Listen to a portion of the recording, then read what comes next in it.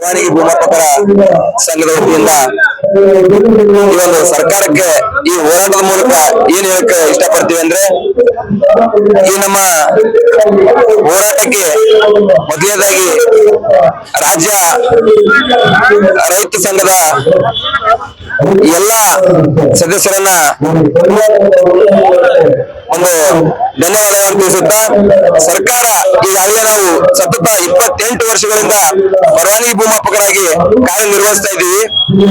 ಈ 28 ವರ್ಷಗಳ ತನಕ ನಮ್ಗ ಈ ಒಂದು ಸರ್ಕಾರ ಒಂದು ಕೂಲಿ ಕಾರ್ಮಿಕರಂತೆ ಕೆಲಸ ಮಾಡಿಸ್ಕೊಂಡಿರ್ತದ. ಅದ್ರ ಜೊತೆಯಾಗಿನೇ ಯಾವುದೇ ರೀತಿಯ ಸಂಬಳವನ್ನು ನೀಡ್ತಾ ಇರಲ್ಲ. ನಮ್ದೀಗ ಮುಖ್ಯ ಉದ್ದೇಶ ಏನಂತಂದ್ರ, ನಮ್ಮನ್ನ ಕಾಯಮಾತಿಗೊಳಿಸಬೇಕು. ಒಂದ್ ವೇಳೆ ಕಾಯಮಾತಿಗೆ ತಡವಾಗಿದ್ದೇ ಆದಲ್ಲಿ ಕನಿಷ್ಠ ವೇತನವನ್ನಾದ್ರೂ ನೀಡಬೇಕು. ಯಾಕಂದ್ರೆ 28 ವರ್ಷಗಳ ಕಾಲ ನಾವು ಸೇವೆ ಸಲ್ಲಿಸಿದ್ದು ಸರ್ಕಾರದ ಕೆಲಸ ಮಾತ್ರ ಸೇವೆ ಸಲ್ಲಿಸಿರ್ತೀವಿ. ಪರವಾನಗಿ ಭೂಮಾಪಕರು ಖಾಸಗಿ ಸರ್ವೇರ್ ಅಂದ್ರೆ ಖಾಸಗಿ ಕೆಲಸ ಯಾವುದು ಮಾಡಿರೋದಿಲ್ಲ. ಸರ್ಕಾರಿ ಭೂಮಾಪಕರು ಏನ್ ಕೆಲಸ ಮಾಡಿರ್ತಾರ ಅದರಂತೆ ನಾವು ಕೂಡ ಕರ್ತವ್ಯವನ್ನು ನಿರ್ವಹಿಸಿರ್ತೀವಿ. ಇಲ್ಲಿವರೆಗೂ ನಾವು ಮಾಡಿರ್ತಕ್ಕಂತ ಎಲ್ಲ ಕರ್ತವ್ಯಗಳನ್ನ ಪರಿಶೀಲನೆ ಮಾಡಿದ್ರೆ ಯಾವ ಸರ್ಕಾರಿ ಭೂಮಾಪಕರು ಯಾವ ಕರ್ತವ್ಯಗಳನ್ನ ಮಾಡಿದಾರೋ ಅದಕ್ಕಿಂತ ಹೆಚ್ಚಿನ ಕರ್ತವ್ಯಗಳನ್ನು ಪರವಾನಗಿ ಭೂಮಾಪಕರಾದಂತ ನಾವು ಮಾಡಿರ್ತೀವಿ. ಆ ಒಂದು ಉದ್ದೇಶದಿಂದ ನಮ್ಮನ್ನ ಈ ಒಂದು ಸರ್ಕಾರಿ ಭೂಮಾಪಕರಾಗಿ ಸಕ್ರಮಗೊಳಿಸಬೇಕು ಅಥವಾ ನಮ್ಮನ್ನ ಕನಿಷ್ಠ ವೇತನವನ್ನ ನಿಗದಿಪಡಿಸಿದ್ರೆ ಮಾತ್ರ ಈ ನಮ್ಮ ಹೋರಾಟವನ್ನ ಹಿಂತೆಗೆದುಕೊಳ್ತಾ ಇದ್ದೇವೆ. ಇಲ್ಲವಾದ್ರೆ ಈ ಒಂದು ಹೋರಾಟದ ಮೂಲಕ ಮತ್ತೊಮ್ಮೆ ಹೆಚ್ಚಿಸ್ತಾ ಇದ್ದೀವಿ. ಈ ಮೊದಲಾದರೂ ಕೂಡ ನಾವು ರಾಷ್ಟ್ರಪತಿಯವರಿಗೆ ನಮಗೆ ದಯಾಮರಣವನ್ನ ನೀಡುವಂತೇಳಿ ಪತ್ರವನ್ನು ಕೂಡ ನಾವು ಬರಿತಾ ಇದ್ದೀವಿ.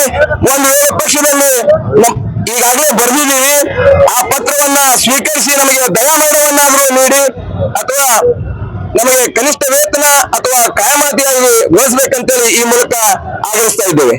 ಸುಪ್ರೀಂ ಕೋರ್ಟ್ ಇಂದ ಆರ್ಡರ್ ಇದೆ. 27,000 ಸಂಬಳ ಬರಬೇಕು ಅಂತ ಕೋರ್ಟಿಂದ ಆರ್ಡರ್ ಇದೆ.